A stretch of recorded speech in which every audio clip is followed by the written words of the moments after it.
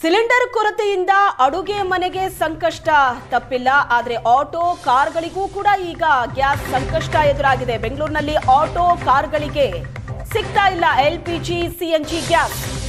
ವಿಜಯಪುರದಲ್ಲೂ ವಾಹನಗಳಿಗೆ CNG gas ಸಿಗ್ತಾ ಇಲ್ಲ. ವಾಹನಗಳಿಗೂ ಎಲ್ಪಿಜಿ ಸಿಎನ್ಜಿ ಗ್ಯಾಸ್ ಪೂರೈಕೆಯಲ್ಲಿ ವ್ಯತ್ಯಯ ಆಗಿದೆ. ನಿನ್ನೆಯಿಂದ ಗ್ಯಾಸ್ ಪೂರೈಕೆ ಆಗ್ತಾ ಇಲ್ಲ ಅಂತ ಬಂಕ್ ಬಂದ್ ಆಗಿದೆ. ಆಟೋ ಕಾರ್ಗಳು ಬಂಕ್ ಹತ್ರ ಹೋಗಿ ವಾಪಸ್ ಆಗ್ತಿದ್ದಾರೆ. ಎಲ್ಪಿಜಿ ಗ್ಯಾಸ್ ಪೂರೈಕೆ ಇಲ್ಲದೆ ಆಟೋಗಳು ನಿಂತಲ್ಲೇ ನಿಂತಿವೆ.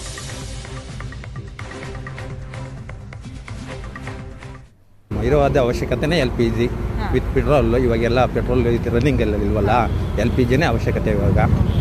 ಈಗ ಗ್ಯಾಸ್ ಇಲ್ಲ. ಹೌದು, ತುಂಬ ತೊಂದರೆ ಆಯ್ತಾ ಇದೆ. ಅಲ್ಲಿ ಯುದ್ಧ ಸಾಮಾನ್ಯವಾಗಿ ನಾವು ನೋಡಲೇಬೇಕು. ಅಲ್ಲಿಂದ ಸ್ಟಾಕ್ ಬರ್ತಾ ಇಲ್ಲ. ಇಲ್ಲೂ ಕೆಲವು ಕಡೆ ಪೆಟ್ರೋಲ್ ಇದರಲ್ಲಿ ಗ್ಯಾಸ್ ಬಂಕಲ್ಲೆಲ್ಲ ಗ್ಯಾಸ್ ಸಿಗ್ತಾ ಇಲ್ಲ.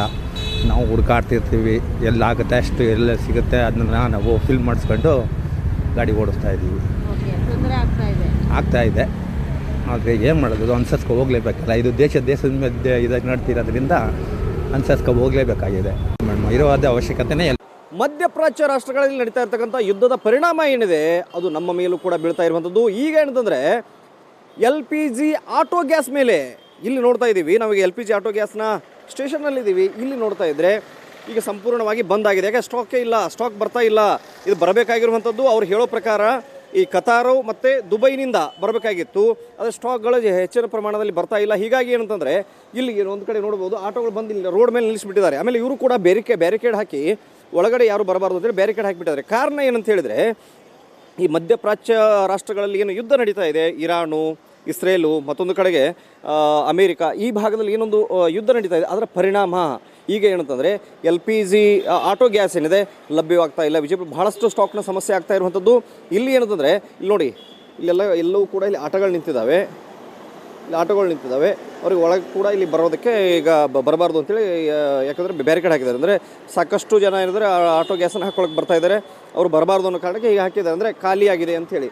ಈಗ ಆಟೋ ಚಾಲಕರು ನಮ್ಮ ಜೊತೆಗಿದ್ದಾರೆ. ಮತ್ತೊಂದು ಕಡೆಗೆ ಇಲ್ಲಿ ಬಂಕ್ನವರು ಇದ್ದಾರೆ, ಅವ್ರನ್ನ ಕೂಡ ಮಾತಾಡ್ತೀನಿ. ಹೆಂಗೆ ಸಮಸ್ಯೆ ಆಯ್ತು ನಿಮಗೆ ಆಟೋ ಚಾಲಕರಿಗೆ? ಸರ್ 2-3 ದಿವಸ ಆಯ್ತು ರೀ, ಭಾಳ ಹೈರಾಣ ಆಗದ. ಗ್ಯಾಸ್ಗೆ ಆಗತ್ತಿಲ್ಲ, ಆಟೋ ಮನೆ ಮುಂದೆ ಅದ ರೀ. ಇಲ್ಲಿ ಹಾಕಿದ್ರೆ ಗ್ಯಾಸ್ ಬರಾಕತ್ತಿಲ್ಲ ಅಂತ ಹೇಳ್ತಾರೆ. ಏನು ಆಟೋ ಏನು ಮಾಡಬೇಕು ತಿಳಿಯಾಕತ್ತಿಲ್ಲ. ಏನಾರೇ ಗೌರ್ಮೆಂಟ್ ಜರ ಹೆಲ್ಪ್ ಮಾಡಬೇಕು. ಅಂದ್ರೆ ಇದು ಎಷ್ಟು ದಿನದ ಸಮಸ್ಯೆ ಶುರು ಆಯ್ತು ರೀ? ಇದು 3-4 ದಿವಸ ಆಯ್ತು ನೋಡಿರಿ ಅಷ್ಟೇ. ನಿಮ್ಮ ಆಟೋ ಚಾಲಕರಿಗೆ ಹೆಂಗೆ ಸಮಸ್ಯೆ ಆಯ್ತು ರೀ ಇದು? ಅದೇ ರೀ 2-3 ದಿವಸ ಆಯ್ತು ರೀ. ಹಿಂಗೆ ಗಾಡಿ ಮನೆ ಮುಂದೆ ಐತೆ ರೀ ಗಾಡಿ. ಈಗ ಹೆಂಗೆ ನಡೆಸ್ಬೇಕು ರೀ, ಮುಂದೆ ಹೆಂಗೆ ಇದು ಮಾಡ್ಬೇಕು ರೀ? ಹಾಂ, ಈಗ ಗಾಡಿ ಗ್ಯಾಸ್ ಸಿಗ್ಲಿಕ್ಕಂದ್ರೆ ನಿಂದಿರ್ಸ್ಬೇಕಾಗ್ತದೆ ರೀ. ಮತ್ತು ಮುಂದೆ ದಾರಿ ಇಲ್ಲ ರೀ ನಮ್ಗೆ. ಹಾಂ, ಈಗ ನಿಂತೇವೆ ನೋಡ್ರಿ ನಾವು ಬಿಜಾಪುರ ಸಿಟಿ ಒಳಗೆ ನಾವು ಲೆಕ್ಕ ಹಾಕೊಂಡ್ರೆ ಸರ್ ಎಷ್ಟು ಆಟೋಗಳಿಗೆ ಎಲ್ ಪಿ ಜಿ ಮೇಲೆ ಲೋಡ್ ಹಾಕ್ತೇವೆ? ಇಲ್ಲಿಗಂದ್ರೆ ಬಿಜಾಪುರ್ನಾಗ ರೀ 5,000 ಮ್ಯಾಗ ಆಟೋ ಅದಾವ ರೀ. ಎಲ್ ಪಿ ಜಿದು ರೀ ಹೆಚ್ಚಿಗೆ ಅದಾವ ರೀ. ಹಾಂ, ಮತ್ತು ಅದು ಸಿ ಎನ್ ಜಿ ಬೇರೆ ರೀ, ಮತ್ತು ಅದು ಬ್ಯಾಟ್ರಿ ಗಾಡಿ ಬೇರೆ ರೀ.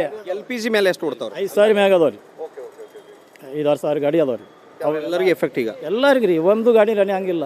ಈಗ ಸಾಲ ಮಾಡಿ ತೊಗೊಂಡಿರ್ತೀರಿ ಆಟೋ? ಸಾಲ ಅದ ರೀ, ಸಾಲ ಮುಟ್ಟಿಸ್ಬೇಕು ರೀ, ಮನೆ ನಡೆಸ್ಬೇಕು ರೀ. ಮನೆ ಬಾಡಿಗೆ ಅದ ರೀ, ಮನೆಯೂ ಸ್ವಂತ ಇಲ್ಲ. ಸಾಲಿ ಹುಡುಗರ್ದು ಅದ ರೀ.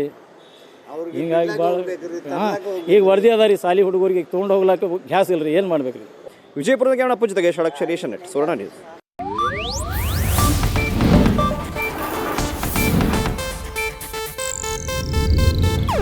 ಇದು ಏಷ್ಯಾನೆಟ್ ನ್ಯೂಸ್ ನೆಟ್ವರ್ಕ್ ಪ್ರಸ್ತುತಿ.